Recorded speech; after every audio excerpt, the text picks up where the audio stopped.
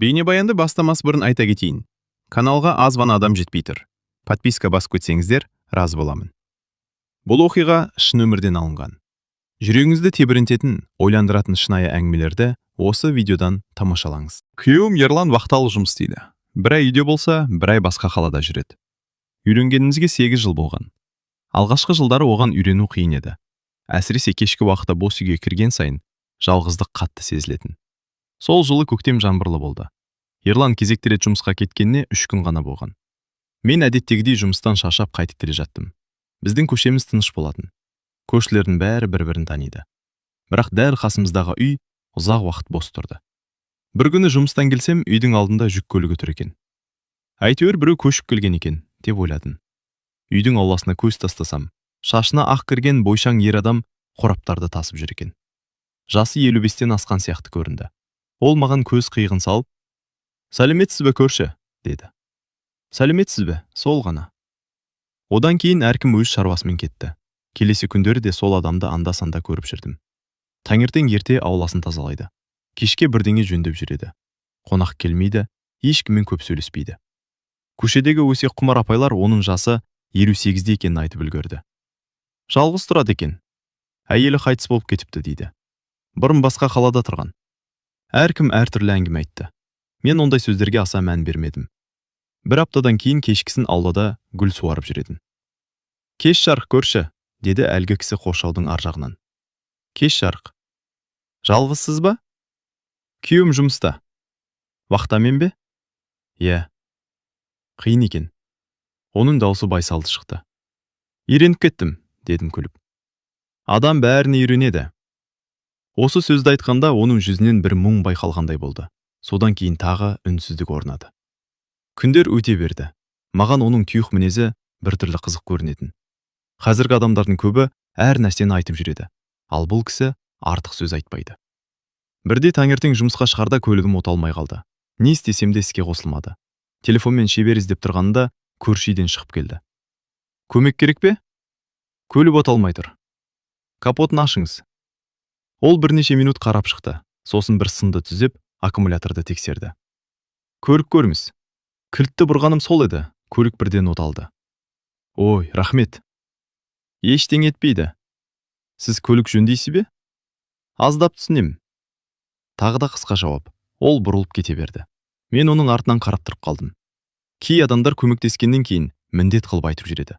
Ал бұл кісі мүлде басқаша еді. Жұма күні жұмыстан кеш шықтым. Сағат 9-дан асып кеткен. Көшеде адам аз. Үйге қарай жаяу келе жаттым. Кенет арт жағынан күлген жастардың дауысы естілді. 3 жігіт екен. Жастары 20-ның айналасы. Алғашында мән бермедім, бірақ олар менің артынан келе бастады. Біреуі қаттырақ сөйлеп: «Қарындас, тоқташ!» Мен жауап бермедім. Қадамымды жылдамдаттым. Олар да жылдамдай түсті. Ішіме қорқыныш кіре бастады. Көшемізге дейін әлі біраз жер бар еді. «Тыңдамай ма өзі?» «Әңгімелесейік қой». Дауыстары жақындай түсті. Телефонымды шығарып біреуге хабарласқым келді. Бірақ дәл сол сәтте қолым дірілдеп кетті. Жүрегім тарсылдап соқтырды. Мен көшенің бұрышына бұрылдым. Сол кезде олардың бірі жолымды кес-кестеді. «Неге қашып барасың? Жол беріңізші. Біз ештеңе істемейміз ғой». Олардың мас екенін сол кезде аңғардым. Ішім одан сайын тітіркеніп кетті. «Өтінем, жол беріңіздер». Біреуі күліп жіберді. Дәл сол сәтте артынан салмақты дауыс естілді. «Қызметтерің біткен жоқ па?» Үшеуі бірдей артына қарады. Мен де бұрылдым. Көше шамының астында көз шынтыр. Қолын қалтасына салып алған. Бірақ жүзіндегі сабырдың өзінен ақ бір салмақ сезілетін. «Ата, өзіңіз кете беріңіз», деді жігіттердің бірі. «Мен кетем». «Онда кете беріңіз». «Ал сендер де кетесіңдер». Даусы көтерілген жоқ, бірақ бұйрық сияқты шықты. Жігіттер бір-біріне қарасты. Біреуі мысқылдап күлмек болды. Сол кезде көшім оған бір қадам жақындады. Тек бір қадам. Бірақ әлгі жігіттің күлкісі сат тыйылды. Мен оның көзінен сенімсіздік байқап қалдым. «Кеттік, жігіттер», деді екіншісі. Үшеуі де бұрылып жүріп кетті. Мен болған жағдайға сене алмай тұрдым. Барлығы 1 минутқа да жетпеген шығар. «Жақсысыз ба?» деді көршін. «Иә». «Үйге дейін шығарып салайын». «Әуре болмаңыз». «Әуре емес». Екеуміз үнсіз жүрдік. Жүрегім әлде қатты соғып тұрды. Үйдің алдына келгенде ғана тоқтадық. Рахмет сізге. Қорқып қалған сияқтысыз. Аздап. Бұдан кейін кеш қайтсаңыз хабарласыңыз. Сізге ме? Иә. Ұялмайын ба? Қауіпсіздік ұяттан маңызды. Мен алғаш рет оның жүзіне мұқият қарадым. Көзінің айналасында әжім көп екен. Бірақ көзқарасы өте нық. Өмірде көп нәрсе көрген адамның көзі сияқты. Тағы да рахмет. Қайырлы түн. Ол өз үйіне қарай кетті. Ал мен үйге кірген соң ұзақ уақыт бойы ойға баттым. Бүгінгі оқиға болмаса, оны қарапайым тұйық көші деп ойлай берер ме едім? Бірақ дәл сол кеште мен бір нәрсені түсіндім. 58 жастағы көршім жай ғана тыныш адам емес еді. Оның өткен өмірінде мен білмейтін үлкен бір тарих жатқандай сезілді. Сол кештен кейін көршіме деген көзқарасын өзгеріп кетті. Бұрын ол жай ғана тұйық адам сияқты көрінетін. Енді оның әр әрекетіне еріксіз назар аударатын болдым. Бірақ ол бәрібір бұрынғыдай еді. Таңертең ерте тұрады, ауласын жинайды. Кешке бірдеңе жөндеп жүреді. Артық сөйлемейді. Бір апта өтті. Сол оқиғадан кейін біз кейде амандасып, қысқаша сөйлесіп тұратын болдық. Бір күні кешкісін қатты жел соқты.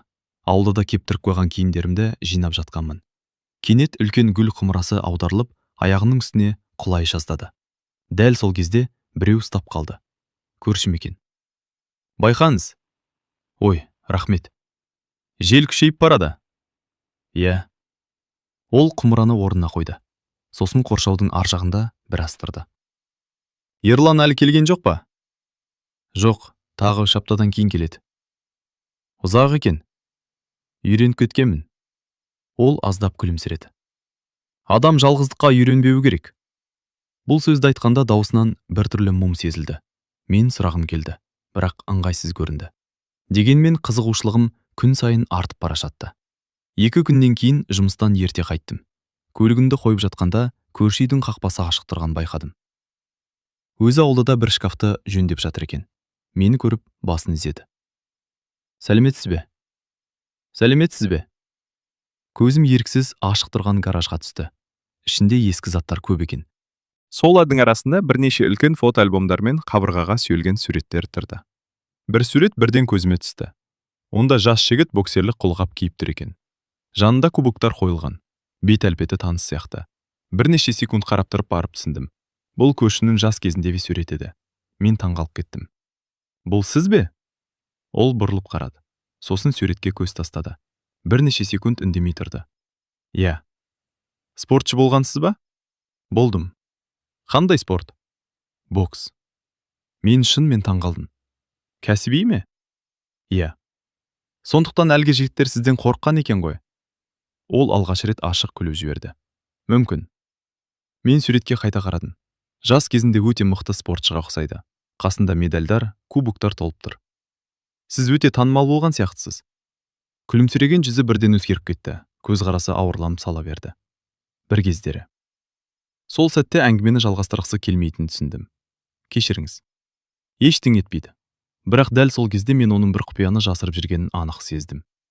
Келесі күні көшедегі дүкенге бардым. Кассамның жанында көрші көшеде тұратын Зәуре апай тұр екен. Әдеттегідей әңгімеге тартып әкетті. Қызым, жаңа көршіңмен сөйлесіп жүрсің де? Аздап. Жақсы адам сияқты. Иә.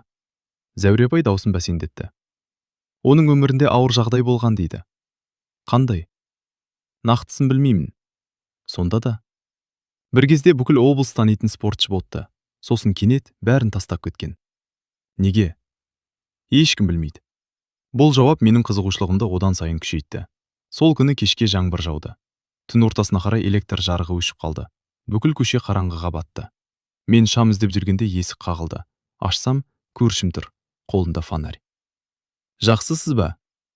Иә. Жалғыз екеніңіз есіме түсіп кетті. Рахмет.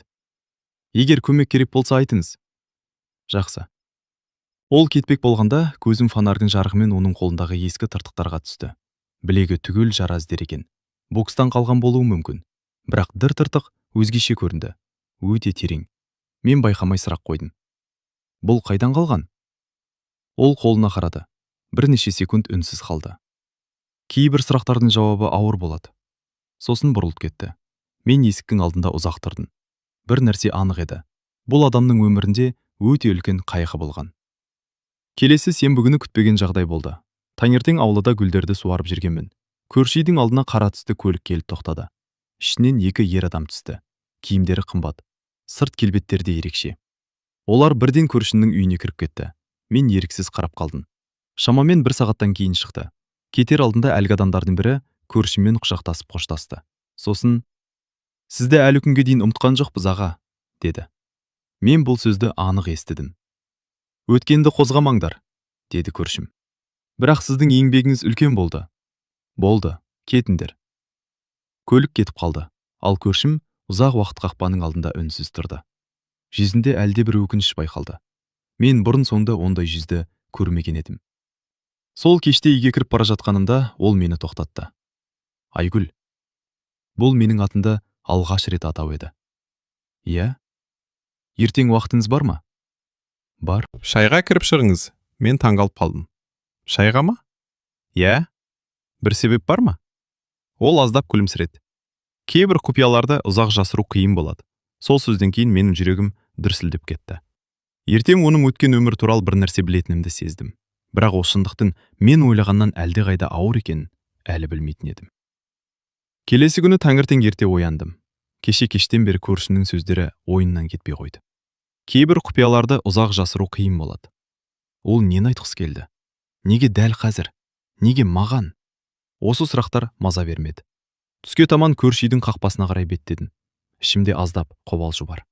Қақпаны қаққаным сол еді, бірден ашылды. Көршім күтіп тұрған сияқты. "Келіңіз." "Рахмет." Үйіне алғаш рет кіріп тұрмын. Іші өте жинақ екен. Қымбат жиһаз жоқ, бірақ бәрі таза. Қабырғада бірнеше ескі сурет ілулі тұр. Бірден көзіме түскені жас кезіндегі бокс киімін киген суреті. Жанында медальдар, кубоктар, марапаттар. Ол мені ас үйге бастап барды. Шай құйып отырдық. Бірнеше минут үнсіздік орнады. Сосын өзі бастады. "Сіз кеше әлгі адамдарды көрдіңіз ғой?" "Иә." "Олар бұрынғы шәкірттерін." "Шәкірттеріңіз?" "Мен спортшы ғана болған жоқпын. Кейін жаттықтырушы болдым. Мен қызға тыңдап отырдым. Біраз чемпион тәрбиеледім." "Сонда сіз шынымен танымал болғансыз ғой?" Ол басын изеді. "Бір кезде." "Неге бәрін